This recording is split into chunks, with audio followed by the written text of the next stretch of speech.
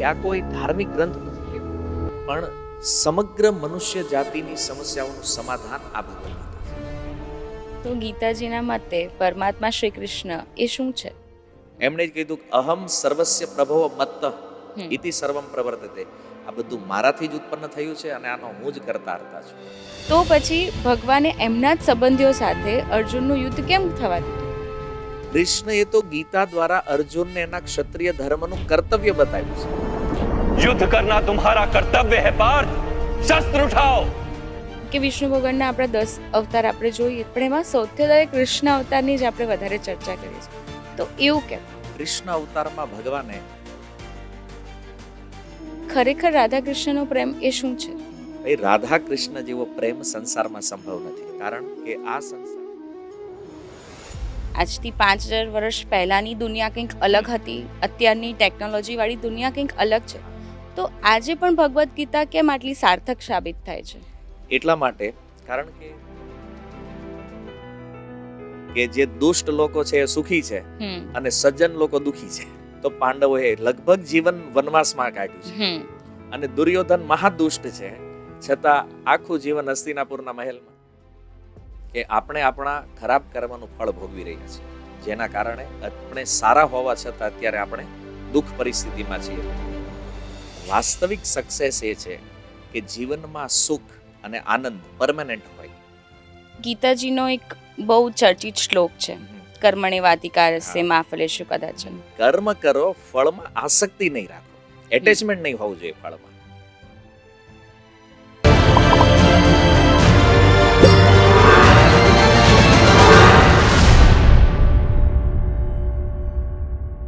નમસ્કાર મિત્રો, ચોક and chat પોડકાસ્ટના આ એકદમ પાવરફુલ એપિસોડમાં આપનું સ્વાગત છે. આજે આપણે એવી સમસ્યા વિશે વાત કરવાના છીએ જે ઘરના ડ્રોઈંગ રૂમથી લઈને સોશિયલ મીડિયાના પ્લેટફોર્મ સુધી પહોંચી ગઈ છે. આપણી પાસે ગ્લોબલી કનેક્શન્સ છે, હજારો ફોલોવર્સ છે, હજારો મિત્રો છે, પણ તે છતાં આપણે ક્યાંક ને ક્યાંક અંદર લોનલીનેસ અનુભવીએ છીએ. આપણી પાસે સક્સેસ એટલે કે બેંક બેલેન્સ આ જ વસ્તુ છે, એ સિવાય મનની શાંતિ કે ખરેખરનો આનંદ નથી, અને એના માટે થઈને આપણે હંમેશા ઝઝૂમતા રહીએ છીએ. આજના એપિસોડમાં આપણે આવા જ કડવા સત્યો અને કડવા અનુભવોના વિશે વાત કરવાના છીએ. આજના એપિસોડમાં આપણે એવી વાત કરવાના છીએ કે શ્રીમદ ભાગવદ ગીતા એ મહાન ગ્રંથ કે જે આપણા માટે જીવનની સાર્થકતા અને એક પાવરફુલ લાઈફ લેસન તરીકે સાબિત થઈ રહ્યો છે. આજે આ જ બધી વસ્તુઓની ચર્ચા કરવા માટે આપણી સાથે છે ઇસ્કોન સંપ્રદાયના મહંત શ્રી ચંદ્રગોવિંદદાસજી, કે જે પોતાના સોશિયલ મીડિયા પ્લેટફોર્મ પર પણ અને બીજે બધી જગ્યાઓ જ્યાં પોતે બધાને શ્રીમદ ભાગવદ ગીતાના રસનું પાન કરાવે છે. મિત્રો, આજથી 5000 વર્ષ પહેલાં અર્જુન અને શ્રી કૃષ્ણ વચ્ચે આવો જ એક સંવાદ થયો હતો, અને આ સંવાદના પ્રશ્નો આજે પણ આપણા જીવનના ઘણા બધા પ્રશ્નોના જવાબ આપી રહ્યા છે. તો આજે આપણે શ્રીમદ ભાગવદ ગીતાના આવા જ પ્રશ્નોના જવાબો અને શ્રીમદ ભાગવદ ગીતા વિશેના અમૂલ્ય રહસ્યો પર પડદો ઉઠાવવાનો પ્રયત્ન કરીશું. માટે આ વિડીયો તમે અંત સુધી નિહાળજો, અને મને ખાતરી છે કે તમને આ વિડીયોમાં પ્રશ્નો તમારા જીવનના જેના તમને ઉત્તર મળશે જ. તો ચલો આજના એપિસોડની શરૂઆત કરીએ. પ્રણામ. હરે કૃષ્ણ. સૌથી પ્રથમ તો આટલી આપની વ્યસ્તતા છતાં અહીંયા આવ્યા અને દર્શકોને કંઈક સારું પીરસી શકીએ એના માટે થઈને આજે આપણે આ સંવાદ કરવા જઈ રહ્યા છે, એના માટે આપનો ખૂબ ખૂબ ધન્યવાદ. હરે કૃષ્ણ. હરે કૃષ્ણ. હરે કૃષ્ણ. આજે માણસ પાસે બધું જ છે, ભૌતિક બધી જ સુખ સગવડો છે, ગ્લોબલી કનેક્ટેડ છે, હજારો લાખો ઇન્સ્ટાગ્રામ પર ફોલોવર્સ છે, તે છતાં માણસ અંદરથી લોનલીનેસ અનુભવે છે. એનું કારણ શું? આના માટે ભગવદ્ ગીતાની અંદર ભગવાન શ્રી કૃષ્ણએ એક સુંદર વસ્તુને પ્રસ્તુત કરી છે. એ છે આ જગતના વાસ્તવિક સ્વરૂપના વિષયમાં, કે કોઈ પણ ભોગ જે છે, આ બધા ભોગો પ્રારંભમાં તો એવું લાગે છે કે આપણને સુખ આપી રહ્યા છે, પણ આનું પરિણામ જે છે એ દુઃખદાયક છે. તો જે પણ ભોગો પ્રાપ્ત કરવા માટે વ્યક્તિ ખૂબ મહેનત કરે છે અને એ મળી ગયા પછી એ વસ્તુના સ્વરૂપને નહીં જાણવાના કારણે એને ખબર નથી કે હું જેના માટે આટલી મહેનત કરી રહ્યો છું આનું પરિણામ શું આવવાનું છે, અને પરિણામ તો દુઃખ છે. આ અજ્ઞાનના કારણે આ બધું હોવા છતાં પણ વ્યક્તિ એકલતા અનુભવે છે, અથવા ક્યારેક ક્યારેક ડિપ્રેશનમાં પણ આવે છે, અને આ બધી વસ્તુઓનો અંત એવો પણ આપણે જોયો છે કે લોકો સ્યુસાઇડ પણ કરી લે છે. સાચી વાત છે. તો મૂળ વાત એ છે કે જો આપણને વાસ્તવિક જ્ઞાન નહીં હોય તો વસ્તુઓ સાથે વ્યવહાર કેવી રીતે કરવો એની પણ ખબર નહીં હોય, અને આ નહીં હોવાના કારણે જ આ બધું હોવા છતાં આજે વ્યક્તિ પોતાને એકલો અનુભવી રહ્યો છે. તો તમારા કહેવાના મતે શું આપણે ભૌતિક સુખ સગવડો જે આપણને અત્યારે મળે છે કે જે આપણે ભોગવવા માટેના પ્રયત્નો કરી રહ્યા છે તો એ ના કરવી જોઈએ? ના, કરવું જોઈએ, પણ મેં કીધું એમ કે જો એના વિષયમાં આપણને સાચી માહિતી હોય તો એની સાથે વ્યવહાર કેવી રીતે કરવો એ આપણને ખબર પડે. જેવી રીતે આપણે કોઈ કાર લીધી છે, પણ એ કારના વિષયમાં આપણને કાંઈ ખબર જ નથી, આપણે એને ચલાવવાનું જાણતા જ નથી, તો નિશ્ચિત રૂપમાં એક્સિડન્ટ થવાનું છે. હા. એવી રીતે કોઈ પણ વસ્તુ આ જગતમાં છે તો એ વસ્તુનો ઉપયોગ કેવી રીતે કરવો જોઈએ, કારણ કે ઉપયોગિતા સિદ્ધાંત છે. હા. કોઈ વસ્તુ એમનામ તો આવી નથી આ દુનિયામાં, પણ એ ઉપયોગિતા જાણીને સમજીને એની સાથે જો વ્યવહાર કરશું તો આપણને દુઃખ નહીં થાય. આ જે પરિણામો મળી રહ્યા છે એ પરિણામો દુઃખના બદલે સુખના રૂપમાં હશે. વસ્તુ તો એ જ રહેવાની છે, પણ એના વ્યવહારનું જ્ઞાન નહીં હોવાના કારણે આ સમસ્યાઓ ઊભી થાય છે. બરાબર. અને જ્યારે માણસ એકલતા અનુભવે તો એને ક્યાં જવું જોઈએ? એકલતા જ્યારે પણ અનુભવે છે ત્યારે ખાસ કરીને લોકો પહેલાં તો પોતાની રીતે બહુ પ્રયાસ કરતા હોય છે આમાંથી બહાર નીકળવા માટે. કોઈ મેડિસિનનો સહારો લેતા હોય છે અથવા કોઈ મોટિવેશનનો સહારો લેતા હોય છે, પણ વાસ્તવિક પ્લેટફોર્મ જે છે એ સ્પિરિચ્યુઅલ પ્લેટફોર્મ છે.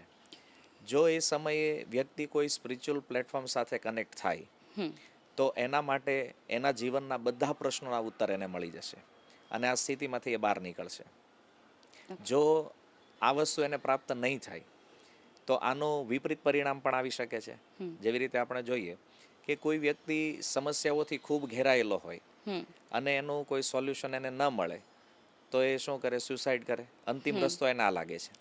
એટલા માટે કારણ કે જે સ્થિતિ એના જીવનમાં આવી છે એને સમજાવવા વાળું કોઈ વ્યક્તિત્વ એની પાસે હોતું નથી, અથવા એ સ્થિતિને કોઈ પરિણામલક્ષી સુધી લઈ જવા વાળું કોઈ ગ્રંથ, કોઈ સાહિત્ય એમની પાસે અવેલેબલ નથી હોતું. એટલા માટે લોકો આવું પગલું ભરતા હોય છે. તો એમણે સૌથી પહેલાં માની લો કોઈ પણ વ્યક્તિ છે, એને એવું લાગે કે મારા જીવનમાં ખૂબ સમસ્યાઓ છે, અને ભગવદ્ ગીતાના પ્રથમ અધ્યાયમાં અર્જુને એક બહુ સુંદર વાત કરી કે આ જે રાજ્ય છે, સુખ છે, આ બધા માટે જો મારે મારા સગા લોકોને મારવાના હોય, મારે યુદ્ધ કરવાનું હોય તો હું મરવાનું વધારે પસંદ કરીશ. તો આજે પણ આપણે જોઈએ છીએ કે કોઈ વ્યક્તિ જ્યારે સમસ્યાઓથી ઘેરાય તો એને પણ એવું લાગે કે મરવું એ સૌથી શ્રેષ્ઠ ઉપાય છે, પણ આ વાસ્તવિકતા નથી. જો એ વ્યક્તિ પહેલેથી જ સ્પિરિચ્યુઆલિટી પર હશે તો એના જીવનમાં આવી સમસ્યાઓ લગભગ નહીં આવે. અને જો કોઈ સમસ્યા આવી રહી છે, હવે જીવન છે તો સમસ્યા નહીં હોય એવું તો બનવાનું નથી, પણ આ સમસ્યાઓનું સમાધાન જે છે એ સ્પિરિચ્યુઅલ પ્લેટફોર્મ છે. તો આજના જે લોકો છે જે આ સમસ્યાઓથી પીડિત છે, એમણે જ્યારે પણ એવું લાગે કે મારી સમસ્યાનું કોઈ સમાધાન નથી તો એણે કોઈને કોઈ સ્પિરિચ્યુઅલ પ્લેટફોર્મથી કનેક્ટ થવું જોઈએ. અને એ પણ કદાચ ન મળે તો સૌથી ઇઝી સોલ્યુશન ભગવદ્ ગીતા છે.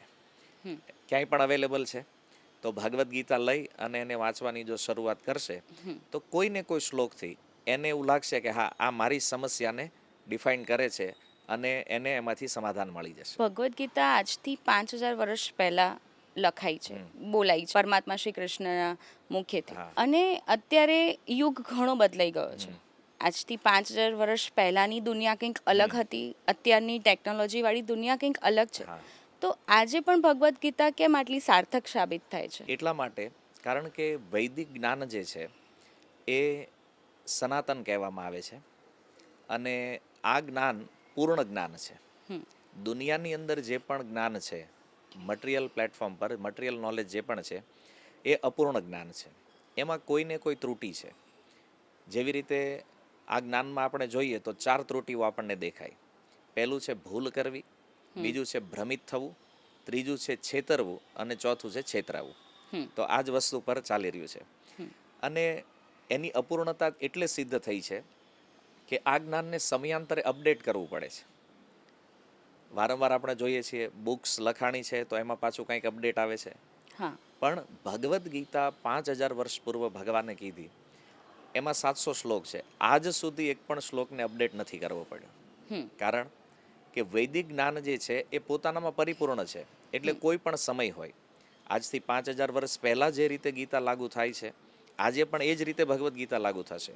અને આવનારા 5000 વર્ષો પછી પણ લોકોની જે સમસ્યાઓ છે એનું સમાધાન આ જ શ્લોકો કરવાના છે. હા આ પૂર્ણ જ્ઞાનની પ્રમાણિકતા છે. એટલા માટે ભગવદ્ ગીતા એવું નથી કે હજારો વર્ષો પહેલાનું જ્ઞાન છે તો આજે લાગુ નહીં થાય. જેવી રીતે એક શ્લોક છે કે જાતસ્ય હિ ધ્રુવ મૃત્યુ ધ્રુવમ જન્મ મૃતસ્ય છે. જેનો જન્મ છે એનું મૃત્યુ છે અને મૃત્યુ છે એનો પાછો જન્મ છે.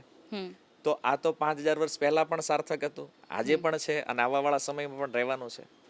તો આ જ્ઞાન જે છે એમાં ક્યારેય અપડેટ નથી. એનો અર્થ છે કે આ પૂર્ણ છે અને જીવનની સમસ્યાઓનું સમાધાન આ જ્ઞાન અનંત સમય સુધી કરતું રહેશે, જ્યાં સુધી ગીતા વિદ્યમાન છે. એક ગીતાજીનો એક બહુ ચર્ચિત શ્લોક છે, કર્મણેવાધિકારસ્ય મા ફલેષુ કદાચન. એ શ્લોક પ્રમાણે એવું કહેવાય છે કે કર્મ કરો, ફળની ઈચ્છા ના રાખો, જેનો સારાંશ આપણે લઈએ તો હા બરાબર.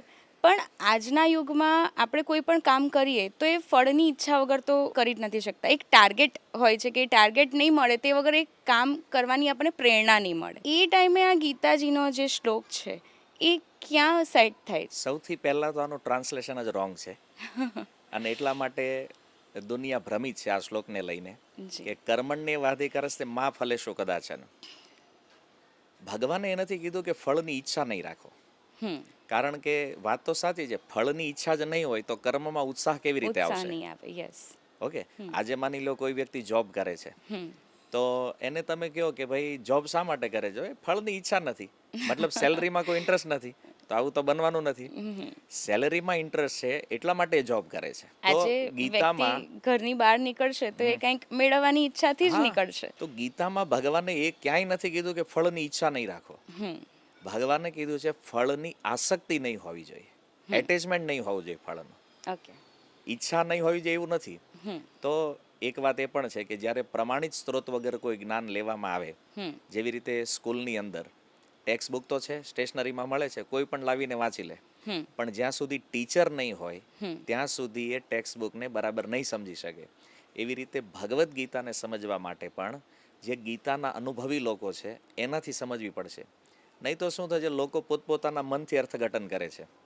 અને આ શ્લોકનું કંઈક આવું જ થયું છે કે આખા દુનિયામાં સાર એ ફેલાઈ ગયો છે કે ભાઈ કર્મ કરો પણ ફળની ઈચ્છા નહીં રાખો.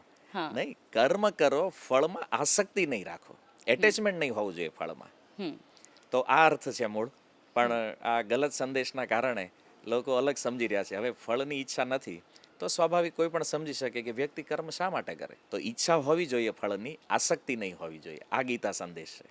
જી બિલકુલ, તમે જેમ કીધું એમ ફળની ઈચ્છા હોવી જોઈએ, આસક્તિ એની અંદર ના હોવી જોઈએ. એટલે ભગવાને જે આપ્યું એ આપણે એ ફળ સ્વીકારી કરીને એના ઉપર ચાલવું જોઈએ. આજે પણ કોઈ બી વ્યક્તિ કોઈક ફળની ઈચ્છા રાખે છે. એટલે જ્યારે કોઈ વ્યક્તિના જીવનમાં એવું થાય ને કે મેં આ વિચાર્યું હતું કે મને આ પ્રમાણેનું ફળ મળવું જોઈએ, અને જ્યારે એ વ્યક્તિને એ પ્રમાણેનું ફળ નથી મળતું ત્યારે વ્યક્તિ બહુ નિરાશા તરફ ધકેલાઈ જાય છે, બહુ મેન્ટલી ડિપ્રેસ્ડ થઈ જાય છે. અને એવું આજકાલના દરેક યુવાનોમાં આ કોમનલી આપણે જોઈએ છે, અને દરેક યુવાનોનો આ પ્રશ્ન છે કે ડિપ્રેશનમાંથી બહાર કેવી રીતના આવે. ડિપ્રેશનમાંથી બહાર આવવા માટે સૌથી પહેલાં એ સમજવું જોઈએ કે ડિપ્રેશન છે શું. જેવી રીતે અર્જુનની સમસ્યા હતી કે યુદ્ધમાં એના જ પરિવારજનો એની સામે હતા બધા, તો અર્જુન ત્યારે ડિપ્રેશનમાં આવે છે. આજનું જે ડિપ્રેશનના જે લક્ષણો છે એ લક્ષણો અર્જુનના પ્રગટ થયા છે. પ્રથમ અધ્યાયમાં જો વાંચીએ કે એના શરીરમાં એકદમ રૂખાપન જેવું થઈ ગયું છે, એની ત્વચા બળી રહી છે, એનું ગળું સુકાઈ રહ્યું છે. તો આજે પણ જ્યારે કોઈ ડિપ્રેશનમાં હોય તો એ સેમ લક્ષણો છે. મતલબ અર્જુન પણ ડિપ્રેશનમાં છે. તો અર્જુને ડિપ્રેશનમાં એક નિર્ણય લીધો. એણે જોયું કે આ સમયે મારે શું કરવું જોઈએ. તો એણે જોયું કે ભગવાન કૃષ્ણ ત્યાં ઉપસ્થિત છે. હવે અર્જુન અને કૃષ્ણ વચ્ચે મિત્રતા છે, તો જ્ઞાનનો સંવાદ ક્યારેય મિત્રો વચ્ચે તો થઈ શકે નહીં. કારણ કે આપણે જાણીએ છીએ કે મિત્રોની ભાષા શું હોય. બે વ્યક્તિ જ્યારે મિત્ર વાત કરતા હોય ત્યારે કૃષ્ણ અને અર્જુન મિત્ર હતા. એટલે અર્જુનમાં ડિપ્રેશન આવ્યું, એના લક્ષણો દેખાણા ત્યાં સુધી કે અર્જુન રડવા લાગ્યા છે. છતાં ભગવાન કૃષ્ણ કાંઈ બોલતા નથી. પણ જ્યારે અર્જુન કહે છે કે હું તમારી શરણાગતિ લઉં છું, બીજા અધ્યાયના 7 નંબર શ્લોકમાં કીધું કે કાર્પણ્ય દોષો પહત સ્વભાવ પૃચ્છામિ ત્વામ ધર્મ સમૂઢ ચેતા. કહે છે હે કૃષ્ણ, અત્યારે મારું મન ભમી રહ્યું છે, મને ખબર નથી પડતી કે મારે યુદ્ધ કરવું કે નહીં કરવું. હું કન્ફ્યુઝ છું, હું કોઈ નિર્ણય લેવાની સ્થિતિમાં નથી. એટલા માટે શાધી ત્વામ મામ પ્રપન્નમ, હું તમારી શરણાગતિ લઉં છું. અને એણે કૃષ્ણની શરણાગતિ લીધી, કૃષ્ણને ગુરુના રૂપમાં સ્વીકાર કર્યા. અને એ શરણાગતિનો ભાવ એ નીકળ્યો કે ભગવાન કૃષ્ણએ અર્જુનને ઉપદેશ આપવાનો પ્રારંભ કર્યો.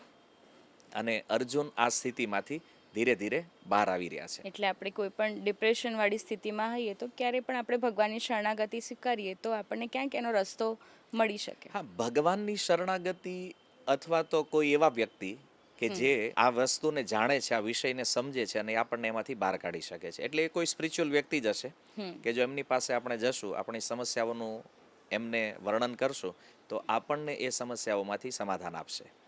પણ આમાં એક વાત સમજવા જેવી છે કે એ વ્યક્તિની શરણાગતિ એટલા માટે જરૂરી છે કારણ કે એ વ્યક્તિ જે કહેશે એની ઉપર આપણને વિશ્વાસ રહેવો જોઈએ.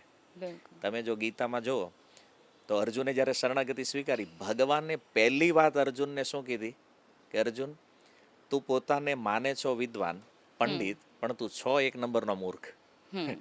એટલે સાચો વ્યક્તિ એ છે જે સૌથી પહેલા આપણી કમીને બતાવે અને પછી એ કમીને દૂર કરવાનો ઉપાય બતાવે.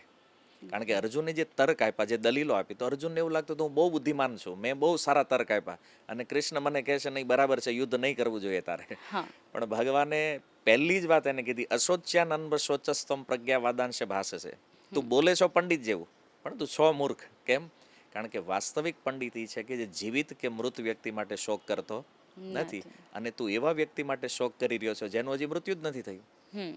તો ઘણીવાર પરિસ્થિતિ એવી હોય છે કે આપણને એવું લાગતું હોય કે આ બહુ મોટી સમસ્યા છે, પણ વાસ્તવમાં સામેવાળા વ્યક્તિ સમજે છે કે તમે જેટલું માનો છો એટલી આ સમસ્યા મોટી નથી હોતી. તો આવા વ્યક્તિઓની શરણાગતિ એ સૌથી સારો માર્ગ છે ડિપ્રેશનમાંથી બહાર નીકળવાનો. કારણ કે ઘણીવાર શું થાય કે આપણે કોઈને કહીએ નહીં સમસ્યા, તો આપણને એવું લાગે કે આ સમસ્યા હાવી થઈ રહી છે આપણા મન ઉપર.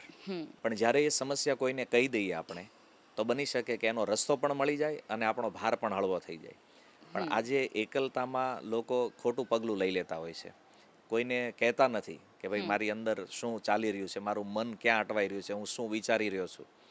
તો બીજાની સાથે શેર કરવું એ પણ વધારે જરૂરી છે, અને એનાથી જરૂરી છે કે કોની સાથે શેર કરવાનું છે. બિલકુલ. કારણ કે ડર એ પણ લાગે છે કે જો હું આને કહીશ તો એ કદાચ મારી મજાક બનાવશે, લોકો મારા વિશે શું વિચારશે. તો યુવાનો નથી કહેતા સમસ્યાઓ અને છેલ્લે ખોટું પગલું લેતા હોય છે. એટલે એનું એક તારણ એવું પણ છે ને કે આજકાલના જે યુવાનો છે એ બીજા કોઈને પોતાની સમસ્યા એટલા માટે પણ નથી કહેતા કેમ કે ફિયર ઓફ મિસિંગ સમથિંગ, એ લોકોને ક્યાંક કંઈક છૂટી જવાનો કંઈક ડર હોય છે કે આ વ્યક્તિ મારા વિશે શું વિચારશે, કાં તો આ વ્યક્તિ મારાથી છૂટી જશે. તો એવા બધા કેટલાક ફોમોઝ છે જેના લીધે લોકો આ સમસ્યાઓને કહેતા પણ ડરતા હોય છે. તો એવા ટાઈમમાં આપણે શું કરી શકીએ? એટલા માટે જીવનમાં એક વ્યક્તિ એવા હોવા જોઈએ કે જેની સાથે આપણે બધું શેર કરી શકતા હોઈએ. અને ખાસ કરીને જો એ વ્યક્તિ સ્પિરિચ્યુઅલ પ્લેટફોર્મથી છે તો તમારા જીવનમાં કોઈ સમસ્યા નથી. કારણ કે જેવી રીતે ભગવાન કૃષ્ણ અને અર્જુન મિત્ર છે, તો ઘણા સમય સાથે રહ્યા છે, પણ ક્યારેય એના વિશે કોઈ જ્ઞાનની ચર્ચા નથી થઈ. આજે કુરુક્ષેત્રમાં ફર્સ્ટ ટાઈમ આ થઈ રહ્યું છે કે છે મિત્ર, પણ હવે મિત્રને જ જ્યારે એણે ગુરુ બનાવી લીધા છે અને એની સમસ્યાઓ રજૂ કરી રહ્યા છે. તો આપણા જીવનમાં પણ જો આપણે કોઈ સ્પિરિચ્યુઅલ પ્લેટફોર્મથી કનેક્ટ છીએ તો કોઈને કોઈ એવા વ્યક્તિઓ તો હશે કે જે આપણને જીવનની એવી નાની મોટી સમસ્યાઓમાં ગાઈડ કરતા હશે કે તમારે આ કરવું જોઈએ, આ નહીં કરવું જોઈએ. અને આવી શ્રદ્ધા આપણી કોઈના પર છે, કોઈ વ્યક્તિને આપણે માનતા હોય, તો એવા વ્યક્તિઓનો સંગ આના માટે સૌથી બેસ્ટ ઉપાય છે. દરેક વ્યક્તિ આજે કોઈક ને કોઈ કર્મ કરી રહ્યો છે. કોઈક વ્યક્તિ ઓછું કામ કરે છે તો પણ એને સફળતા મળે છે, અને કોઈક વ્યક્તિ બહુ જ મહેનત કરે છે અને છતાં પણ નિષ્ફળ જતો હોય છે. તો આને ગીતાજીની ભાષામાં શું કહી શકાય? નસીબ કે એમના કર્મ? ભાગ્ય પણ છે અને કર્મ પણ છે, બંને વિષય છે. આજકાલ લોકો ભાગ્યને નથી માનતા કે ભાઈ એવું કઈ હોતું નથી, જે છે મહેનત જ છે. પણ જો પ્રારબ્ધ જેને શાસ્ત્ર કહે છે કે પૂર્વમાં જે કર્મ થયા છે, આજના સમયમાં આપણી જે સ્થિતિ છે એ આપણા પૂર્વે થયેલા કર્મનું પરિણામ છે. અને એટલા માટે આપણા જે પૂર્વ કર્મ છે એનાથી જ આપણું આજનું ભાગ્ય નિર્ધારિત થયું છે. અને એ નિર્ધારણમાં જે કાંઈ ક્રાઇટેરિયા બનેલો છે એના અંતર્ગત જ આપણને ફળ પ્રાપ્ત થવાનું છે. તો આજે આપણે જોઈએ કે કોઈ વ્યક્તિ એસી ઓફિસમાં બેઠા છે, એક ફોન ગુમાવે લાખો રૂપિયા કમાય છે, અને એક વ્યક્તિ રોડ પર મહેનત કરતા હોય, ખૂબ મહેનત કરે છે, છતાં એને મળતું નથી. તો આની પાછળ તો એક જ વસ્તુ છે, એ ભાગ્ય. અચ્છા, હવે ભાગ્ય ક્યાંથી આવ્યું છે? તો એ આપણા પૂર્વ કર્મથી આવ્યું છે. તો અલ્ટિમેટ વિષય એ છે કે આપણે જે કરીએ છીએ એ જ આપણે પામીએ છીએ. તો આપણે જો ચેન્જીસ ચાહીએ છીએ તો આપણે કર્મ સારા કરશું તો ફળ પણ સારું મળશે. જો આપણા કર્મ ખરાબ થયા છે તો એનું પરિણામ આપણે ભોગવી રહ્યા છીએ. પણ હવે સમસ્યા એ છે કે આપણને ખબર નથી કે મેં પહેલા શું કર્મ કર્યા છે. એટલે લોકો આજે વર્તમાન જીવનને લઈને જ જોવે છે કે આ જીવનમાં તો મેં કોઈનું ખરાબ કર્યું નથી, મેં તો કોઈની સાથે કાંઈ એવો વ્યવહાર કર્યો નથી, તો મારી સાથે આવું કેમ?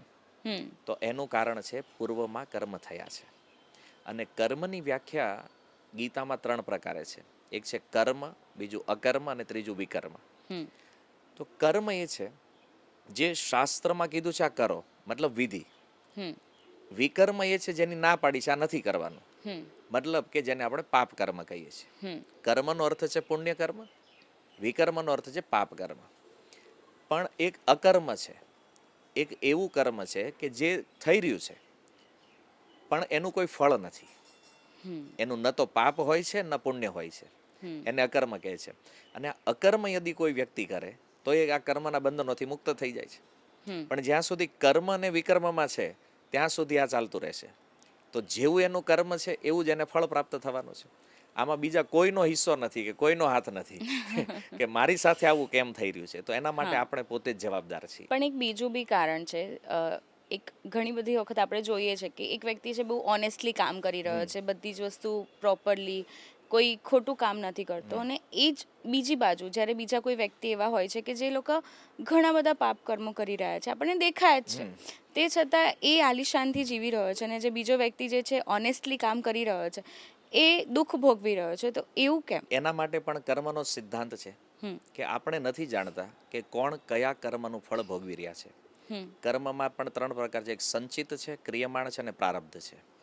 સંચિતનો અર્થ એ છે કે જે કર્મ આપણે કર્યું એ એક જગ્યાએ સ્ટોર થઈ રહ્યું છે, અને પ્રારબ્ધ એ છે કે એ સ્ટોરમાંથી થોડો અંશ નીકળ્યો છે કે જે એક જીવનની અવધિ બને છે કે આ જીવનમાં એને આટલું કર્મ ભોગવવાનું છે. અને ક્રિયમાણનો અર્થ છે જે અત્યારે કર્યું છે એનું ફળ અત્યારે જ મળશે. જેમ કે આપણે જોબ કરી તો એનો પગાર મળી ગયો, જે કર્મ થયું એનું ફળ મળી ગયું. તો કર્મની આ જે વેરાયટી છે એ લોકો સમજતા નથી. એમને એવું છે મેં અત્યારે કર્યું તો મને ફળ અત્યારે જ મળવું જોઈએ. તો એવા પણ કર્મ છે, તો એને ક્રિયમાણ કહે છે. પ્રારબ્ધ એ છે જે પહેલા કર્મ થયું છે ને અત્યારે આપણે ભોગવી રહ્યા છીએ. અને સંચિત એ છે કે કર્મ થયું છે પણ એ સ્ટોર છે. હવે કયા જન્મમાં એનું ફળ ખુલવાનું છે એ ખબર નથી. અને એટલે આવું જ્યારે આપણે જોતા હોઈએ સમાજમાં કે જે દુષ્ટ લોકો છે એ સુખી છે અને સજ્જન લોકો દુખી છે, પણ આની પાછળ કાર્ય તો કર્મ કરે છે. હવે મહાભારતમાં જુઓ કે પાંડવો ધર્મના પક્ષમાં રહેવા વાળા હતા, તો પાંડવોએ લગભગ જીવન વનવાસમાં કાઢ્યું છે, કષ્ટમાં. અને દુર્યોધન મહાદુષ્ટ છે, છતાં આખું જીવન હસ્તિનાપુરના મહેલમાં. હે ને? તો કર્મનો સિદ્ધાંત આના માટે જવાબદાર છે કે આપણે આપણા ખરાબ કર્મનું ફળ ભોગવી રહ્યા છીએ, જેના કારણે આપણે સારા હોવા છતાં અત્યારે આપણે દુઃખ પરિસ્થિતિમાં છીએ. અને જે લોકો ખરાબ સ્વભાવ છે એ અત્યારે સુખી દેખાય તો એ એના સારા કર્મનું ફળ ભોગવી રહ્યા છે, અને આગળ ઉપર એને કષ્ટ આવશે જ. જેવી રીતે અત્યારે દિવસ છે તો રાત આવવાની છે, એમ સુખ છે તો પછી દુઃખ, અને દુઃખ છે તો પછી સુખ. આ ક્રમથી આવતું રહે છે બંને. એટલે આપણે એ વિચારવું જોઈએ કે કર્મનો જે આ સિદ્ધાંત છે એને સમજીને કે જ્યારે કોઈ કષ્ટ આપણા જીવનમાં છે તો સમજો કે હું મારા જ કરેલા કર્મને ભોગવી રહ્યો છું, અને આ દુઃખ હું ભોગવી લઈશ તો મારું કર્મ પણ સમાપ્ત થઈ જશે. અને પેલો વ્યક્તિ જે સુખ ભોગવે છે તો એનું બેલેન્સ વાપરે છે સુખનું, સારા કર્મનું, તો એનું સારું કર્મ સમાપ્ત થઈ રહ્યું છે, મતલબ એને કષ્ટ આવવાનું છે આગળ. પણ આપણે આ વિચાર નથી કરતા કે આગળ શું થવાનું છે અને પાછળ શું થયું છે. આપણે કેવલ વર્તમાન જીવનને જોઈએ છીએ, અને એટલે એવું લાગે છે કે મારી સાથે અન્યાય થઈ રહ્યો છે, પણ એવું નથી. કારણ કે આ કર્મની ગતિ એટલી ગુહ્ય છે. ગીતામાં ભગવાને કીધું કે ગહના કર્મણો ગતિ. આને સમજવું માટે મોટા મોટા વિદ્વાનોની મતિ પણ મૂંઝાઈ જાય છે આમાં.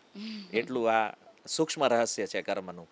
એટલા માટે આ કર્મના જે 3 ક્રાઇટેરિયા બતાવ્યા છે ભગવાને, કર્મ, અકર્મ, વિકર્મ, એને સમજવું જોઈએ. અને 3 પ્રકારના જે કર્મ છે કે ક્રિયમાણ, સંચિત અને પ્રારબ્ધ, આને જો સમજી લે તો વ્યક્તિ આ ફિયરમાંથી બહાર નીકળી જશે. બિલકુલ. તો તેની દરેક સમસ્યાનો અંત હા, થઈ જશે. કારણ કે એ સમજશે ને કે મારી સમસ્યાનું કારણ શું છે. આપણે કોઈ બીમારી આવે તો આપણે પહેલાનું કારણ શોધીએ છીએ કે મને આ બીમારી શા માટે આવી, અને પછી આપણે એનો ઈલાજ કરીએ છીએ. તો જો કર્મની આ પદ્ધતિઓ છે એને જો વ્યક્તિ સમજી લેશે તો પછી એનો ઈલાજ ખબર પડી જશે મારે શું કરવાનું છે. હે ને? અને એનો ઈલાજ એ છે કે અકર્મના પ્લેટફોર્મ પર આવે, કે સંસારમાં એ કર્મ તો કરશે જેમ નોર્મલ લોકો કરે છે, પણ એનું કોઈ બંધન નહીં હોય. જેવી રીતે ભગવદ્ ગીતા સમજ્યા પછી અર્જુને યુદ્ધ કર્યું.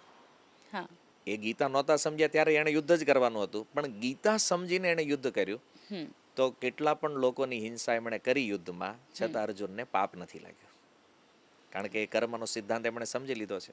એ ક્રાઇટેરિયા એમને ખ્યાલ આવી ગયો કે મારે કેવી રીતે કર્મ. તો કર્મનું સ્વરૂપ તો સેમ હોય છે. જેવી રીતે એક વ્યક્તિ ઓફિસે જઈ રહ્યો છે તો અકર્મવાળો વ્યક્તિ ઓફિસ પર જશે, પણ એનો ભાવ બદલાયેલો છે. કારણ કે કર્મને સમજે છે. તો કર્મનું ફળ ભાવ ઉપર આધાર રાખે છે, કે જે ભાવથી કર્મ થયું છે એ પ્રમાણે રિઝલ્ટ આવશે. જેવી રીતે એક ડૉક્ટર છે, ડૉક્ટર ઓપરેશન માટે કોઈનું પેટ ચીરે, અને કોઈ ચોર છે એ પણ કોઈનું પેટ ચીરે. તો ક્રિયા તો પેટ ચીરવાની છે, પણ એક વ્યક્તિ બચાવવા માટે પેટ ચીરે છે અને એક વ્યક્તિ મારવા માટે. તો તમારી ઈચ્છા, તમારી માનસિકતા શું છે કર્મ કરતા સમયે, ફળ એના ઉપર આધાર રાખે છે. ભાવ શું છે આપણો. એટલે કર્મની પ્રધાનતા ભાવ ઉપર છે, ક્રિયા પર નથી. નહીં તો ડોક્ટર પેટ કાપે તો એને તો દંડ મળવો જોઈએ, પણ એનો ઉદ્દેશ્ય છે વ્યક્તિને બચાવવા. એટલા માટે એને પારિતોષિક મળે, ઇનામ મળે, પ્રાઇઝ મળશે.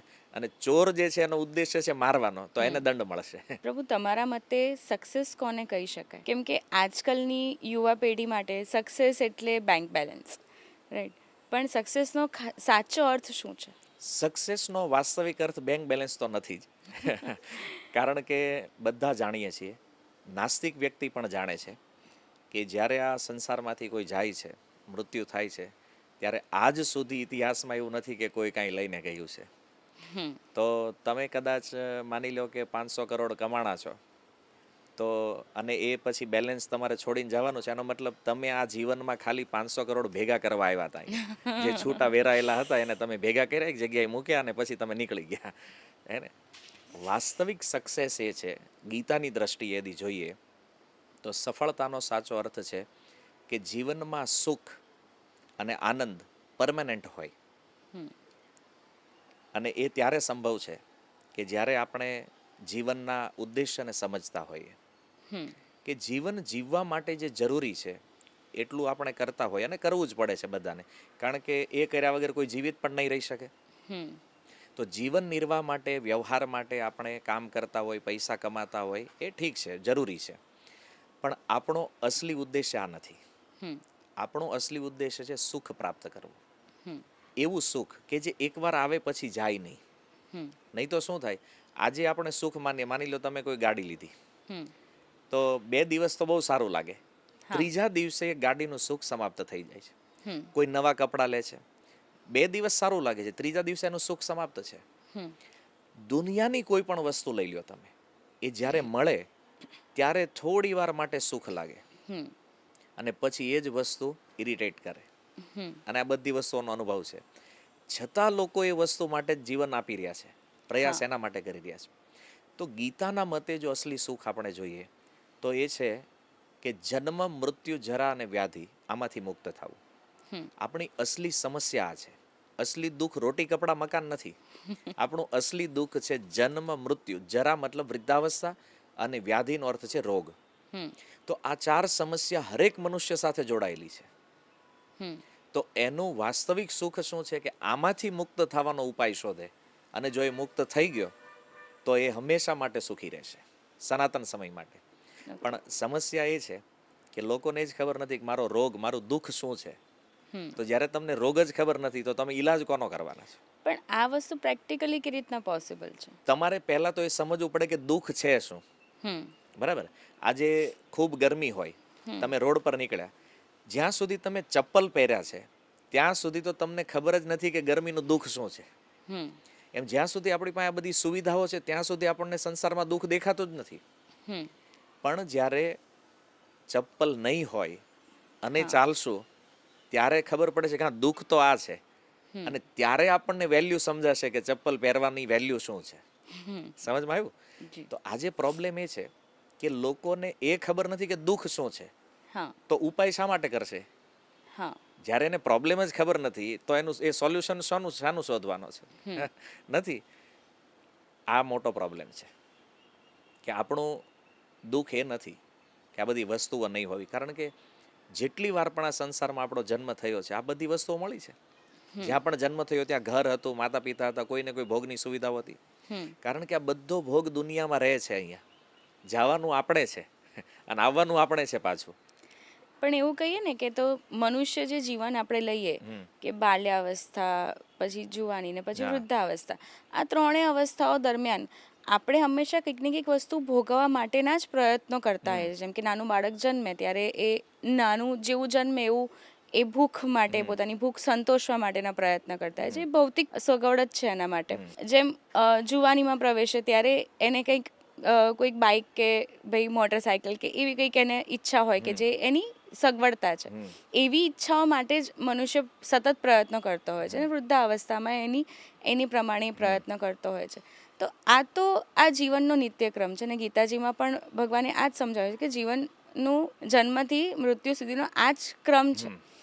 તો પછી આમાંથી આપણે પરમ સુખનો કેવી રીતના આનંદ લઈ શકીએ? હવે તમે વિચારો કે અર્જુન એવું કહે છે કે મારે રાજ્ય જોતું નથી, મારે આનો કોઈ લોભ નથી, મારે આ બધું છોડીને સાધુ થઈ જવું છે, અથવા તો હું મૃત્યુ પામવાનું પણ પસંદ કરીશ. ભગવાન એને રાજા બનાવવાના ફિરાકમાં છે. જોવો તમે, અર્જુન છોડવા માંગે છે, ભગવાન કે છે ભાઈ તું ક્ષત્રિય છો, રાજા બન, રાજ્ય કર, આ તારો ધર્મ છે. તો વસ્તુઓ પ્રાપ્ત કરવી એ કોઈ સમસ્યા નથી. તમારી પાસે જીવન છે, તમે કમાણી કરો, તમે વસ્તુઓ લાવો, પણ એ જીવનનું લક્ષ્ય નથી.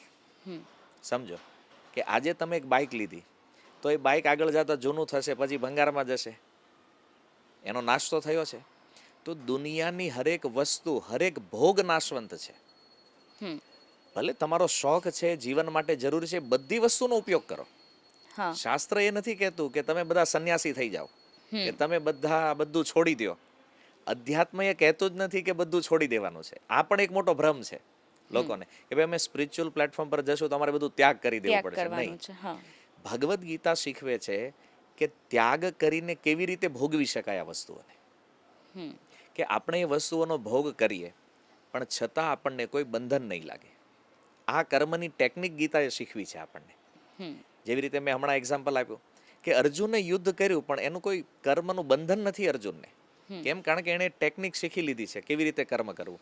હવે એક ક્ષત્રિય છે તો યુદ્ધ કરવું એનો ધર્મ છે. જેવી રીતે આપણે વૈશ્ય પરિવારમાંથી છે તો વ્યાપાર કરવું એ આપણો ધર્મ છે. ઓકે, તો એ સ્વધર્મનું તો પાલન આપણે કરવાનું છે. ભગવાને ત્યાં સુધી કીધું કે સ્વધર્મે નિધનમ શ્રેય. પોતાના ધર્મમાં મરવું પણ સારું છે, પરધર્મ ભયાવહ. પણ બીજાના ધર્મને આપણે ફોલો નથી કરવાનો. આપણે વ્યાપારી છીએ તો આપણે વ્યાપાર કરશું, તો આપણે સંન્યાસ લેવાની જરૂર નથી. પણ સમસ્યા એ છે કે આપણે કર્મની ટેકનિક નથી સમજતા. એટલે આપણને એવું લાગે કે હું 4 વ્હીલ નહીં રાખું, કે હું 2 વ્હીલ નહીં રાખું, હું સારા કપડાં નહીં પહેરું. ના, આ બધું છોડવાથી જો કોઈ વ્યક્તિ આધ્યાત્મિક થતો હોય તો ભિખારી સૌથી મોટો આધ્યાત્મિક વ્યક્તિ છે. એની પાસે આ કાંઈ જ નથી. નહીં, વસ્તુઓનો વ્યવહાર અને એને ભોગ કરતા સમય આપણી ઈચ્છા શું છે, આપણી ભોગ બુદ્ધિ છે કે યોગ બુદ્ધિ છે. જો યોગ બુદ્ધિથી ભોગવશું તો એનું બંધન નહીં લાગે. જો ભોગ બુદ્ધિથી ભોગવશું તો એના પરિણામ માટે આપણે તૈયાર રહેવું પડશે. વસ્તુ એક જ છે, ક્રિયા એક જ છે, પણ એની સાથેનો વ્યવહાર આપણને ગીતા શીખવે છે, એ આપણે શીખવાનું છે. અને જો આ બધું છોડવાનું હોત તો અર્જુન તો પહેલા તૈયાર હતા છોડવા માટે બધું. તો ભગવાન શા માટે એને રાજા બનાવવાનો પ્રયાસ કરી રહ્યા છે? એટલા માટે કે બધું છોડીને નીકળી જવાથી કોઈ અધ્યાત્મ વસ્તુ પ્રાપ્ત થતી નથી. વાસ્તવમાં અધ્યાત્મની ચેતના હોવી જોઈએ. આપણી કોન્શિયસનેસ જે છે એમાં અધ્યાત્મ હોવું જરૂરી છે. સમજ્યા? બહારથી ખાલી વેશ ધારણ કરવાથી કોઈ આધ્યાત્મિક નહીં બને. ચેતના સૌથી મૂળ છે. જો ભૌતિક જગત સાથે જોડાયેલી છે ચેતના, તો એ દૂષિત અવસ્થામાં રહેવાની છે. એ જ ચેતના જો ભગવાનથી કનેક્ટ થશે તો એ પ્યોર થશે. તો આજે તમે જુઓ કે ઘણા એવા લોકો છે જે એવો બિઝનેસ કરે છે, મોટા લોકો છે, છતાં એ આધ્યાત્મિક છે. જેવી રીતે ફોર્ડ કંપનીના માલિક છે આલ્બર્ટ ફોર્ડ, એ આજે પ્રભુપાદના શિષ્ય છે, એમનું નામ અમરીશ દાસ છે. તો આટલી મોટી કંપની ચલાવે છે અને ભગવાનની સેવા પણ કરે, ભક્ત પણ છે. તો બિઝનેસ, વ્યવહાર આ બધું કોઈ બાધા નથી. પણ જો એને ભોગ બુદ્ધિથી કરશું તો જીવનમાં બાધા ઉત્પન્ન કરશે. પણ જો એને યોગ બુદ્ધિથી કરશું તો એ જ વસ્તુ આપણને સંસારથી મુક્ત કરી દેશે. તો શ્રીમદ ભાગવત ગીતાના મતે ભક્તિ શું છે? ભક્તિ છે ભગવાનની સેવા. ગીતામાં ભગવાને કીધું, મનમના ભવમદ ભક્તો મધ્યાજી મામ નમસ્કરો. મારો ભક્ત થા, મને નમસ્કાર કર, મારી પૂજા કર. તો ભગવાન સાથે સંબંધ જોડવો પહેલો પ્લેટફોર્મ છે સંબંધને જાણવો. કારણ કે આજે આપણે સંબંધ ભૂલી ગયા છીએ. આપણને ખબર નથી કે આપણા વાસ્તવિક પિતા કોણ છે. તો પહેલા સંબંધને જાણવો. તો ગીતાથી આપણને સમજાય છે કે ભગવાન આપણા વાસ્તવિક પિતા છે. હવે એ સંબંધને જોડવા માટેની જે પ્રોસેસ છે, જે ક્રિયા છે, એને ભક્તિ કહે છે. અને એ પ્રોસેસ છે કે ભાઈ એક બાળક છે જેના પિતાથી છૂટો પડી ગયો છે, પણ જ્યારે એને ખબર પડે કે આ મારા પિતા છે તો એની સાથે સંબંધ જોડવા માટે પ્રયાસ કરશે. તો જે પ્રોસેસ છે એનું નામ ભક્તિ છે. અને પ્રોસેસ છે કે ભક્તિના અનેક પ્રકારો છે. જેવી રીતે ભગવાનને પ્રણામ કરવા એ ભક્તિ છે, ભગવાનનું નામ જપ કરવું એ ભક્તિ છે, ભગવાનના વિષયમાં સાંભળવું એ ભક્તિ છે, હે ને, ભગવાનના વિષયમાં ચિંતન કરવું એ ભક્તિ છે. તો આનાથી શું થશે કે ધીરે ધીરે આપણો સંબંધ ભગવાન સાથે બને છે, જે આપણો વાસ્તવિક સંબંધ છે. અને એનું પરિણામ એ છે કે આપણને ભગવાનથી પ્રેમ થશે. અને ભગવાનથી પ્રેમ કરવો આ અલ્ટિમેટ ભક્તિ છે. સંસારમાં આપણે કોઈને ને કોઈને પ્રેમ તો કરીએ છીએ, પણ આ પ્રેમનું પરિણામ એ છે કે પ્રેમ ખંડિત થઈ જાય છે ક્યાંક ને ક્યાંક. આજે આપણે જોઈએ છીએ કે યુવા પેઢીમાં કહે કે ભાઈ પ્રેમ થયો છે તો બ્રેકઅપ છે. પણ ભગવાન સાથે જ્યારે પ્રેમ થાય છે તો આમાં કોઈ બ્રેકઅપ નથી. કારણ કે આ વાસ્તવિક પ્રેમનું તત્વ ભગવાન છે. અને એ નહીં જાણવાના કારણે આપણે પ્રેમ સંસારમાં અલગ અલગ વ્યક્તિમાં અથવા વસ્તુઓમાં રાખીએ છીએ. અને ત્યાં વિશ્વાસઘાત થાય છે. યા તો આપણે એને છોડીએ છીએ, કાં તો એ આપણને છોડી દે છે. અને આ થશે જ્યાં સુધી અસલી પ્રેમના તત્વને નહીં પકડીએ ત્યાં સુધી આ થવાનું છે. અને અસલી પ્રેમનું તત્વ ભગવાન છે કે જે એકવાર કોઈની સાથે પ્રેમ કરે તો એને વિશ્વાસઘાતનો ક્યારેય કોઈ પ્રશ્ન નથી. તમે જેમ કીધું એમ સંબંધો અને પ્રેમ વિશે, પણ સંબંધો અને પ્રેમ એટલા જ જીવનમાં જરૂરી છે કેમ કે એ આપણને જીવન જીવવા માટેની એક દિશા આપે છે, જીવન જીવવા માટેનું એક કારણ આપે છે. તો અગર એ સંબંધોને પ્રેમ નહીં હોય તો આપણું જીવનનું તો કાંઈ મૂલ્ય જ નહીં રહે. મેં કીધું એમ પહેલા કે હરેક વસ્તુને આપણે સમજવી પડશે. મેં કીધું અધ્યાત્મનો અર્થ એ નથી કે બધું છોડી દેવું ને. અહીંયા પણ એ જ વિચાર આવે કે ભાઈ કોઈનામાં પ્રેમ નહીં, કેવલ ભગવાનમાં, એવું નથી. સમજો, ગીતામાં ભગવાને કીધું છે મમૈવ અંશ જીવ લોકે જીવભૂત સનાતન. આ સંસારમાં તમે હરેક વ્યક્તિને પ્રેમ કરશો જો તમારો ભગવાનમાં પ્રેમ હશે તો. અને જો ભગવાનમાં પ્રેમ નથી તો તમે ખાલી લિમિટેડ 2-5 વ્યક્તિઓને પ્રેમ કરશો. કેમ કે ભગવાનમાં પ્રેમ થશે તો સમજાશે કે આ જગતમાં પ્રત્યેક જીવ ભગવાનના અંશ છે. મતલબ ભગવાનમાં પ્રેમ તો ભગવાન બધાનું મૂળ છે. તો ભગવાનમાં પ્રેમ થશે તો આખા સંસારને પ્રેમ થશે. સમજ્યા? નહીં તો આપણે લિમિટેડ વ્યક્તિઓમાં આપણો પ્રેમ રહેશે. તો આપણે પ્રેમ કરવાનો છે બધાને, પણ કેન્દ્ર બિંદુ કૃષ્ણ હોવા જોઈએ. ભગવાનના સંબંધે પ્રેમ કરવાનો છે. આજે કોઈ માતાને પ્રેમ કરે છે તો એટલા માટે કે આ માતા પણ મને ભગવાને આપી છે અને એ પણ ભગવાનનો જ અંશ છે. બરાબર? તો ભગવાનના સંબંધે જ્યારે પ્રેમ જોશું અથવા પ્રેમ કરશું તો હરેક સંબંધમાં આનંદ આવશે, હરેક સંબંધમાં સુખ હશે. અને હરેક સંબંધ જે છે એ વિશ્વાસ ઉપર બનેલો રહેશે. કેમ? ભગવાનના સંબંધે છે. અને ભગવાનના સંબંધે જો સંબંધ નથી તો આજે આપણે જોઈએ છીએ કે પ્રાય બધા સંબંધો સ્વાર્થ ઉપર નિહિત છે. માની લો કોઈ વ્યક્તિને એક જ પુત્ર છે, એ 25 વર્ષનો થાય અને કાંઈ કમાતો ન હોય તો માતા પિતાને પ્રેમ કરશે? નહીં કરે. કારણ કે કમાતો નથી તો પ્રેમ નથી. મતલબ અલ્ટિમેટ સંબંધ ઉપર સ્વાર્થ આવી ગયો.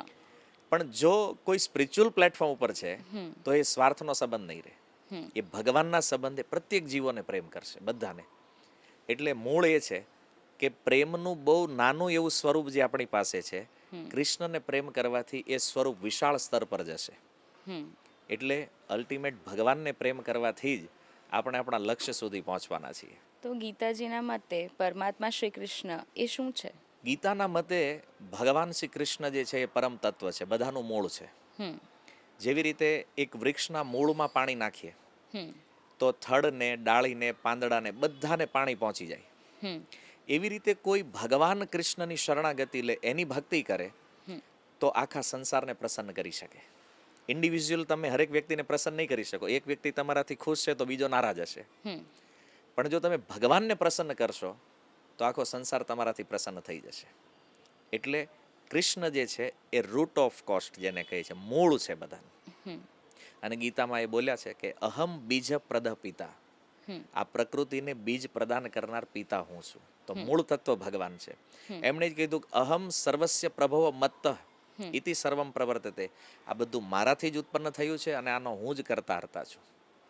એટલે બધાનું મૂળ જે છે એ ભગવાન છે. તો જો આપણે મૂળને પકડી લેશું તો થડ, ડાળી, પાંદડા બધા ઓટોમેટિક પ્રસન્ન થઈ જશે. કોઈને અલગથી ખુશ કરવાની જરૂર નહીં રહે. નહીં તો ઇન્ડિવિજ્યુઅલ કેટલા લોકોને ખુશ કરશું આપણે? એકને ખુશ કરશો બીજો નારાજ થશે. આ થવાનું છે. ને આપણે જોઈએ છીએ વ્યવહારમાં કે બધા લોકો આપણાથી પ્રસન્ન હોતા નથી. એટલા માટે મૂળને પ્રસન્ન કરી લ્યો. ભગવાનને જો પ્રસન્ન કરી લીધા તો જગત પ્રસન્ન થશે. બિલકુલ. આપણે વાત કરીએ તો શ્રીમદ ભાગવત ગીતામાં બીજા અધ્યાયમાં ભગવાન એવું કીધું છે કે દુઃખ વખતે આપણે શોક ના કરો અને સુખ વખતે એનું અતિશયોક્તિ નહીં કરવી. પણ અત્યારની જનરેશન કે અત્યારના યુવા પેઢી અને બધા લોકોની આ જ સમસ્યા છે કે અગર મારામાં કદાચ કોઈક લાઇક્સ આવે તો હું વધારે ખુશ થઈ જાઉં અને નેગેટિવ કમેન્ટ આવે તો આપણે એની એટલી બધી નાખુશ દુઃખ થતા હોય. અતિશયોક્તિ કરતા હોઈએ. બરાબર. તો આ બેલેન્સ કેવી રીતના રાખવું? હવે આ જે દ્રષ્ટિ છે ને એમાં આપણે એ જોવું પડે કે લાઇક્સ આવવાથી ખુશી અને લાઇક્સ નહીં મળવાથી ના ખુશી. તો અહીંયા આસક્તિ મૂળ છે, એટેચમેન્ટ છે એમાં કે આ થવું જ જોઈએ. એ એટેચમેન્ટના કારણે એ દુઃખ આવી રહ્યું છે એને. ગીતા કહે છે કે સુખમાં ક્યારેય હર્ષિત ન થાવ અને દુઃખમાં ક્યારેય ઉદ્વિગ્ન ન થાવ. જેવી રીતે ભગવાન રામ, એમને ખબર પડી કે કાલે સવારે રાજા બનવાનું છે તો એને કોઈ જે સ્થિતિમાં હતા એ જ હતા સેમ. અને એને બીજા દિવસે સવારે ખબર પડી કે મારે વનમાં જવાનું છે તો કોઈ દુઃખ નહીં. તો આ સમસ્થિતિ જે છે એ જરૂરી છે. સમતા હોવી જોઈએ. કારણ કે ગીતામાં સમતાને યોગ કીધું છે. સમત્વમ યોગ ઉચ્યતે. સમતા હોવી જોઈએ. સુખમાં હર્ષિત નહીં અને દુઃખમાં ઉદ્વિગ્નતા નહીં, શોક નહીં. હવે શોક ભગવાન જે કહે છે ન કરવો જોઈએ, તો શોકના વિષયમાં પણ સમજવું જોઈએ ક્યાં શોક નથી કરવાનો. તો ભગવાન એ સમજાવે છે જે શોક કરવા યોગ્ય નથી ત્યાં શોક નથી કરવાનો. ભગવાન એવું નથી કીધું કે શોક કરવો જ ન જોઈએ ક્યારેય. તો આપણે એ નથી સમજતા. ગીતા કોઈ ડાયરેક્ટ વાંચે તો જો કે હા ભગવાને તો ના પાડી છે શોક ના કરવો જોઈએ, એ અર્થ નથી.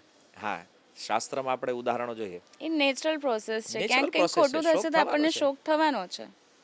પણ શોકની સ્થિતિ આપણે નથી સમજતા. જેવી રીતે ક્યાં શોક નથી કરવાનું ભગવાને કીધું, તો જે શોક કરવા યોગ્ય વસ્તુ નથી એના માટે શોક નહીં કરો.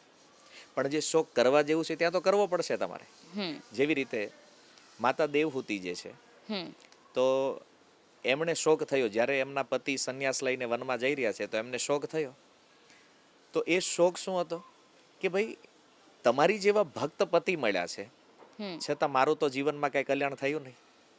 આ વાસ્તવિક શોક છે કે આપણને મનુષ્ય જીવન મળ્યું પણ હજી સુધી મેં ભજન તો કર્યું નથી. આ જન્મ મૃત્યુથી બચવા માટે મેં કોઈ પ્રયાસ તો કર્યો નથી. તો આ શોક હોવો જોઈએ. અને શોક શેના માટે નહીં હોવો જોઈએ કે મને આ વસ્તુ નથી મળી, પેલું નથી મળ્યું. ભાઈ જે મળે છે તો કર્મના આધાર ઉપર છે.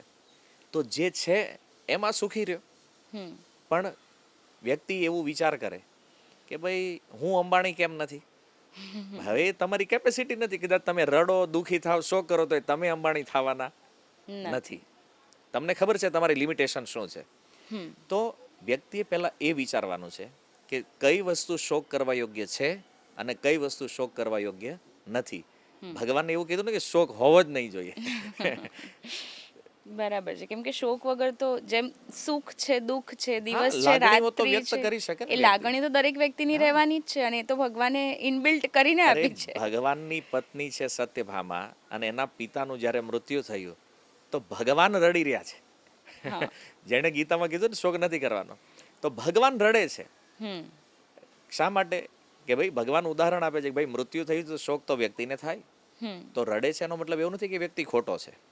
પણ અર્જુનને એટલે ના પાડે છે કે અર્જુન એવા વ્યક્તિ માટે શોક કરે છે જેનું હજી મૃત્યુ થયું જ નથી. એના બધા સ્નેહીઓ તો જીવિત હતા, એટલે ભગવાને કીધું અર્જુન તું કોના માટે રડે છો? જેનું મૃત્યુ જ નથી થયું એના માટે રડે છો તું. હમ તો ભગવાને ઈ સમજાવ્યું અર્જુન આ શોક કરવા યોગ્ય નથી આ વ્યક્તિઓ, એના માટે શોક કર્યો છે. એટલે તો શાસ્ત્રને જો બરાબર નહીં સમજીએ તો આવી ગડબડો થવાની સંભાવના છે. એટલા માટે જરૂરી છે કે જે જાણકાર વ્યક્તિઓ છે એની પાસેથી શીખીએ અને સમજીએ તો એનો વાસ્તવિક અર્થ આપણને ખબર પડે. નહીં તો આવી બધી ગડબડો યતો મત તતો પથ નીકળશે કે જેના મનમાં જે આવ્યું એ એવી વ્યાખ્યાઓ કરી દેશે અને મૂળ તત્વથી વંચિત રહી જશે. બિલકુલ. તમે જે આ તથ્યની વાત કરી, તો એવા બી તથ્યો છે કે લોકો એવું કહે છે કે ભગવાને આ યુદ્ધ કેમ થવા દીધું. જ્યારે ગીતાજીમાં એવું લખ્યું છે કે ભાઈ લેટ ગો કરવાની વૃત્તિ રાખવી જોઈએ, દરેક વ્યક્તિએ જતું કરવાની વૃત્તિ રાખવી જોઈએ, તો પછી ભગવાને એમના જ સંબંધીઓ સાથે અર્જુનનું યુદ્ધ કેમ થવા દીધું?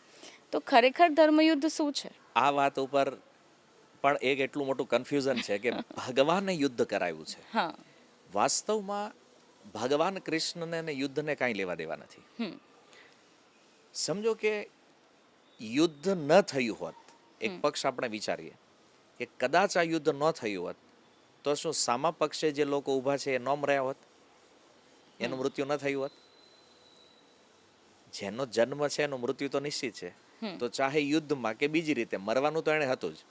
બીજું, યુદ્ધ તો અર્જુનને કર્તવ્યના રૂપમાં પ્રાપ્ત થયું છે. કૃષ્ણ યુદ્ધ માટે કારણભૂત નથી. કૃષ્ણ એ તો ગીતા દ્વારા અર્જુનને એના ક્ષત્રિય ધર્મનું કર્તવ્ય બતાવ્યું છે. ગીતા કર્તવ્ય બતાવે છે આપણને. તો અર્જુન ક્ષત્રિય છે તો એનો સ્વધર્મ છે યુદ્ધ કરવું. તો અર્જુન પોતાના ધર્મથી ભાગી રહ્યા હતા, અને એના કારણે અર્જુનને દોષ લાગે અને એ દોષથી એને પાપ લાગવાનું હતું. તો અર્જુનને પાપથી બચાવી રહ્યા છે ભગવાન, એને યુદ્ધમાં પ્રેરિત કરીને. ભગવાન યુદ્ધ નથી કરાવી રહ્યા. અને ભગવાનને એ બધાને મારવા હોય તો એને યુદ્ધની શું જરૂર છે? એ તો એમ પણ કોઈને પણ મારી શકે, તો સામર્થ્યવાન છે. પણ અર્જુન કર્તવ્યથી ચ્યુત થઈ રહ્યા છે, અને એ કર્તવ્ય ચ્યુતના દોષથી બચાવવા માટે ભગવાને એને ગીતા દ્વારા કર્તવ્યનો ઉપદેશ કર્યો છે. તો આપણે પણ જ્યારે આપણા પથથી પથભ્રષ્ટ થઈ રહ્યા હોય તો ગીતા આપણને કર્તવ્યનું માર્ગદર્શન આપે છે. કારણ કે અર્જુન ક્ષત્રિય છે તો એનું યુદ્ધ કર્તવ્ય છે. આપણે વૈશ્ય પરિવારમાંથી છીએ તો આપણું વ્યાપાર કર્તવ્ય છે. એવી રીતે હરેક વ્યક્તિનો પોતાનો સ્વધર્મ છે. તો ગીતા એ કહે છે કે તમે સ્વધર્મનું પાલન કરો. તો આમાં ભગવાને તો કોઈ ખોટી વાત કરી નથી, કારણ કે ક્ષત્રિય માટે યુદ્ધ જ સ્વધર્મ છે.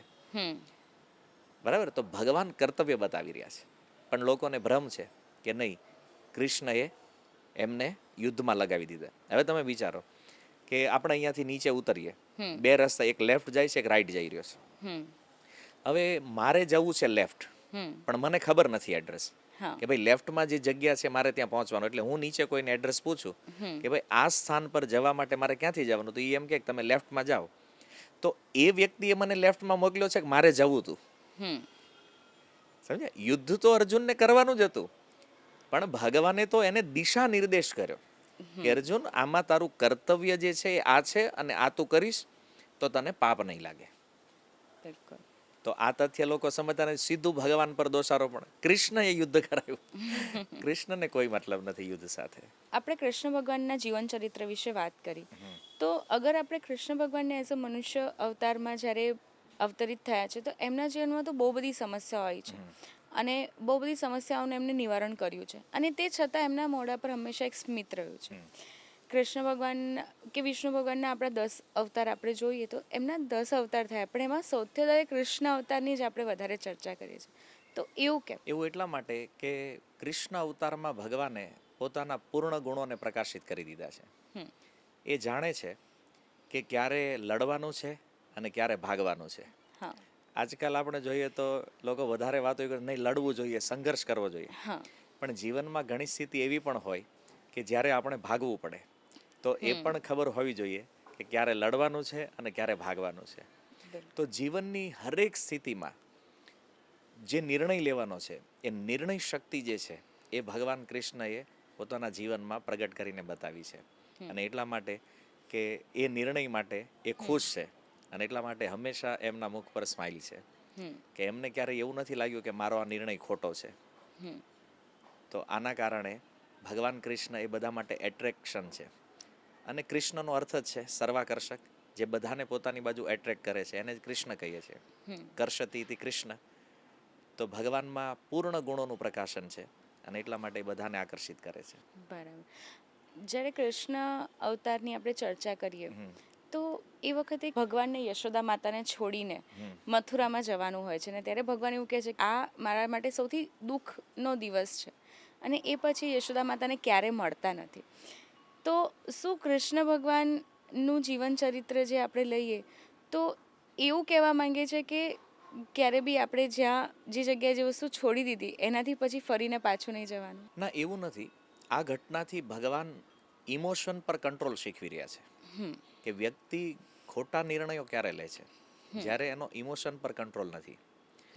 તો બ્રજવાસીઓ જે છે એ ભગવાનને પ્રાણથી વિશેષ પ્રેમ કરે છે અને એમને છોડીને જ્યારે જવાનું છે કૃષ્ણ જાણે છે, પણ છતાં એમની અંદર વૈરાગ્ય એટલો પ્રબળ છે કે આવો જ્યારે સમય જીવનમાં આવ્યો છે ત્યારે એણે પોતાના ઇમોશન પર કંટ્રોલ રાખી અને એ સ્થિતિને એટલી સારી રીતે હેન્ડલ કરી કે ભગવાનને તો ખબર હતી કે મારે આગળ ધર્મની સ્થાપના કરવાની છે અને એના માટે મારે અહીંયાથી નીકળવું જરૂરી છે. તો કૃષ્ણ એ નથી કહેતા કે જેને આપણે બહુ પ્રેમ કરતા હોય એનાથી છોડીએ તો પછી ક્યારેય પાછા નથી આવવાનું, પણ એ કહે છે કે જ્યારે કોઈ મહત ઉદ્દેશ્ય આપણા જીવનમાં હોય ત્યારે આપણા પર્સનલ સ્વાર્થને આપણે સાઈડ પર રાખી દેવો જોઈએ. તો ધર્મની સ્થાપના એ ભગવાનનો મહત ઉદ્દેશ્ય હતો, ત્યારે ભગવાને પોતાની નિજી જીવનને સાઈડ પર રાખી એને ત્યાગ કરી અને ધર્મ સ્થાપના માટે જીવનના અંત સુધી એમણે કાર્ય કર્યું.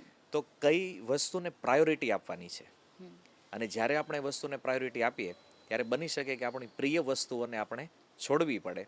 તો એના માટે પણ વ્યક્તિએ તૈયાર રહેવું જોઈએ. ત્યારે ઇમોશન કંટ્રોલ હોવા જોઈએ તો જીવનમાં સહી નિર્ણય અને સહી દિશા પ્રાપ્ત થાય.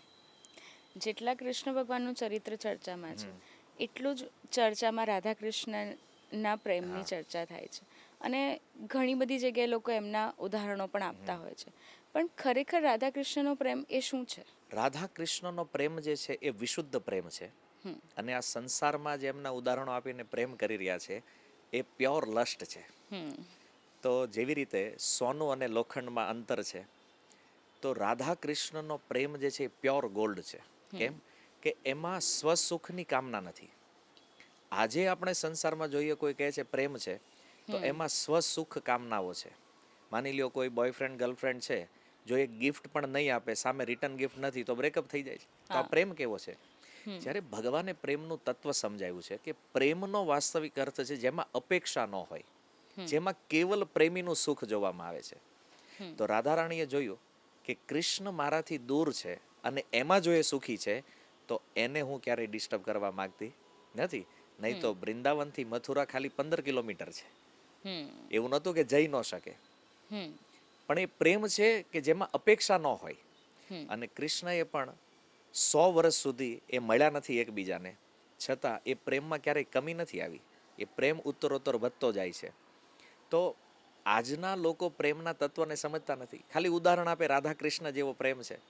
ભાઈ, રાધા કૃષ્ણ જેવો પ્રેમ સંસારમાં સંભવ નથી, કારણ કે આ સંસારમાં અપેક્ષાઓ પહેલા છે, ડિમાન્ડ પહેલા છે. અને એટલા માટે એ જેવી રીતે આપણે ચાંદી ઉપર સોનાનો ગ્લેટ ચડાવી દઈએ અને લાગે છે આપણને સોનું, પણ એ સોનું નથી, એમ પ્રેમનું નામ આપે છે. કામ જે છે એને પ્રેમનું નામ આપી દીધું છે. વાસ્તવિક પ્રેમ સંસારમાં સંભવ નથી, તો એ ભગવાનમાં સંભવ છે અને એ પ્રેમ તત્વને રાધા કૃષ્ણએ પોતાના જીવનમાં પ્રકાશિત કર્યું છે. તો જે આજના યુવાનોમાં રિલેશનશિપ ફેલિયર થાય છે, નાની નાની વાતે બ્રેકઅપ્સ થઈ જાય છે અને ઘણા તો આપણે જોઈએ છે કે 10-10 વર્ષના લોંગ રિલેશનશિપ પછી ડિવોર્સ પણ થાય છે. તો એવા ટાઈમે આપણે શ્રીમદ ભાગવત ગીતાના માધ્યમથી શું કરી શકીએ? કામનાઓનો ત્યાગ. જે ડિમાન્ડ છે આપણી, અને ડિમાન્ડ જ્યારે જીદ પર આવી જાય છે એટલા માટે આ રિલેશન જે છે એ ખરાબ થઈ રહ્યા છે. કારણ કે આવા સંબંધોમાં સમર્પણ નથી, હમ પ્રેમ નથી, કેવલ ડિમાન્ડ છે. અને એ ડિમાન્ડ જ્યારે પૂરી નથી થતી ત્યારે એકબીજાથી છૂટા થાય છે. પ્રેમનું એક નામ સમર્પણ છે. હમ હવે જો એકબીજા પ્રત્યે સમર્પિત છે તો શા માટે અલગ થશે? હમ પણ અલગ થઈ રહ્યા છે મતલબ સમર્પણ ભાવ નથી, હમ પ્રેમ નથી. એ ખાલી દેખાવ, એટ્રેક્શન છે, આકર્ષણ શરીરોનું. હમ. કે ભાઈ પહેલા રૂપ સારું હતું, ગમતું હતું, હવે એટ્રેક્શન પૂરું થઈ ગયું, વાર્તા પૂરી થઈ ગઈ. એટલે લોકોએ સમજવું પડશે.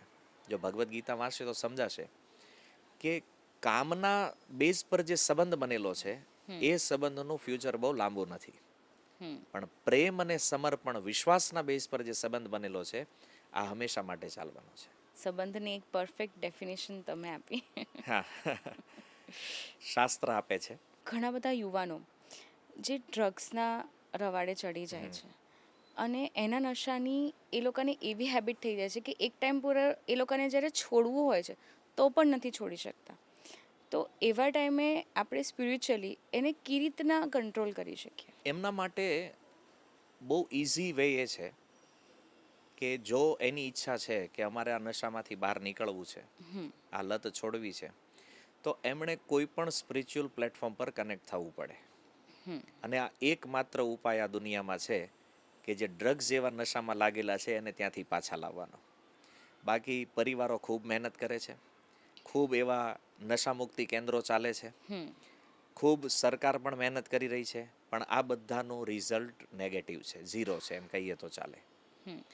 આનું કારણ એ છે કે પહેલાં આપણે કારણ સમજવું પડશે કે કોઈ વ્યક્તિ નશો કરે છે શા માટે કરે છે.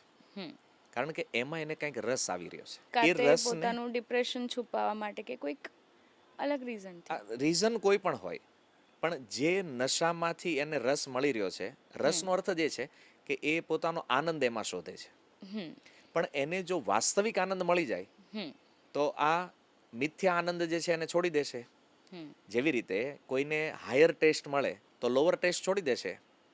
પણ પ્રોબ્લેમ એ છે કે લોકો એવું કહે છે કે તમે નશો છોડી દો, પણ નશો છોડીને એની જે ખાલી જગ્યા પડી છે એ કેવી રીતે પૂરશો તમે? લોકો નથી છોડી શકતા એનું કારણ એ છે કે જે ખાલી જગ્યા પડે છે એ કેવી રીતે ભરાશે? તો એને ભરે છે સ્પિરિચ્યુઅલ વસ્તુ, હાયર ટેસ્ટ. તો જ્યારે એ કનેક્ટ થાય, હવે ઇસ્કોનની આપણે વાત કરીએ તો વિશ્વભરમાં એમણે એવા એવા લોકોને કૃષ્ણ ભક્ત બનાવ્યા છે જે લોકો 24 કલાક નશામાં રહેવાવાળા હતા. તો એ કેવી રીતે આનું આ ટ્રાન્સફોર્મેશન કેવી રીતે થયું છે? તો એ સ્પિરિચ્યુઅલ એક્ટિવિટીના કારણે. જ્યારે એ લોકો ભગવાનના નામથી કનેક્ટ થયા તો ભગવાનના નામે ખાલી જગ્યા પૂરી છે. અને જે સસ્તો આનંદ એને મળતો હતો નશામાં, એને રિયલ ટેસ્ટ, હાયર ટેસ્ટ એને આપ્યો આ સ્પિરિચ્યુઅલ વસ્તુએ, અને જેના કારણે પેલા નશાને ભૂલી જ ગયા એકદમ. તો કોઈ પણ વ્યક્તિને જો આપણે નશામાંથી બહાર કાઢવો હોય તો એને સ્પિરિચ્યુઅલ પ્લેટફોર્મથી કનેક્ટ થવું પડે. અને કોઈ પણ પ્લેટફોર્મ એ સ્પિરિચ્યુઅલ હશે તો એ નિશ્ચિત રૂપે ત્યાંથી બહાર નીકળી જશે. અને આ વાતો ખાલી થિયરીમાં નથી, કારણ કે ઇસ્કોન સંસ્થાથી તમે જુઓ તો પ્રેક્ટિકલ રૂપમાં વિશ્વમાં એકાદ બે નહીં, લાખોની સંખ્યામાં લોકો નશામાંથી બહાર નીકળી ગયા છે આમાં. અને વર્તમાનમાં પણ ઘણા એવા યુવાનો અમારી પાસે આવે છે જે લોકો ડ્રગ્સ એડિક્ટ હોય છે, પણ જ્યારે એ સત્સંગમાં આવતા થાય છે, જ્યારે એ ભગવાનના નામના કીર્તનમાં જોડાય છે, ત્યારે એને કહેવું નથી પડતું આ નશો છોડી દો, પણ 6 મહિના વર્ષની અંદર અપને આપ એ લોકો નશાથી દૂર થઈ જાય છે. તો આજે પણ કળિયુગમાં કહી શકાય કે આ એક ચમત્કાર છે. અને એટલા માટે કે ભગવાનના નામમાં આ સ્પિરિચ્યુઅલ વસ્તુઓમાં એવો આનંદ છે કે જે આ બીજા બધા આનંદને ભૂલાવી દે એવો છે. આપણે જે ડ્રગ્સના નશાની વાત કરીએ, એક બીજો બી નશો છે જે અત્યારે બહુ જ પ્રચલિત છે, મોબાઈલનું એડિક્શન. હા, બાળકોથી લઈને મોટાઓ સુધી ઘણા બધાને આ એડિક્શન છે, એક નશાની જેમ આ ફેલાઈ રહ્યું છે. તો હવે એમાંથી બહાર નીકળવા વ્યક્તિએ શું કરવું? વિચાર કરીએ તો ડ્રગ્સ કરતાં થોડું વધારે ખતરનાક છે. જી. કે પેલાને તો એકવાર ત્યાંથી કાઢી શકાય, પણ એના માટે ઉપાય તો એ છે કે આપણે એની પ્રવૃત્તિ બદલવી પડશે. કારણ કે આજે કોઈ વ્યક્તિ મોબાઈલને આટલો ટાઈમ શા માટે આપી રહ્યો છે? કારણ કે એની પાસે કરવા માટે કોઈ પ્રવૃત્તિ નથી, આગળ કોઈ એક્ટિવિટી એવી છે નહીં. પણ જ્યારે એ સ્પિરિચ્યુઅલ સંસ્થાનોથી જોડાય તો ત્યાં એને આવી પ્રવૃત્તિઓ મળે છે. જેવી રીતે આ ડિસેમ્બર મહિનો હમણાં પૂરો થયો કાલે, આજે જાન્યુઆરી 15 સુધી ઇસ્કોન એક ગીતા મેરેથોન મંથ ઉજવે છે આને, કે જ્યાં આવા યુવાનો ભગવદ્ ગીતા ઘરે ઘરે વિતરણ કરવા માટે જાય છે. તો જેટલો સમય એ એક્ટિવિટીમાં લાગેલો એટલો સમય તો મોબાઈલથી દૂર છે. પછી એમને 2 કલાક ભગવાનના નામનો જપ કરવાનો હોય છે, એટલે 2 કલાક એ ત્યારે મોબાઈલથી દૂર છે. પછી એ જ્યારે કોઈ પણ સ્પિરિચ્યુઅલ પરફોર્મ, જેવી રીતે આરતી કરતા હોય, ભગવાનની સેવા કરતા હોય, તો એની પાસે એટલી પ્રવૃત્તિઓ છે કે એને ભાગ્યે જ મોબાઈલ હાથમાં લેવાનો ટાઈમ મળે છે, મતલબ જરૂરિયાતના સમયે.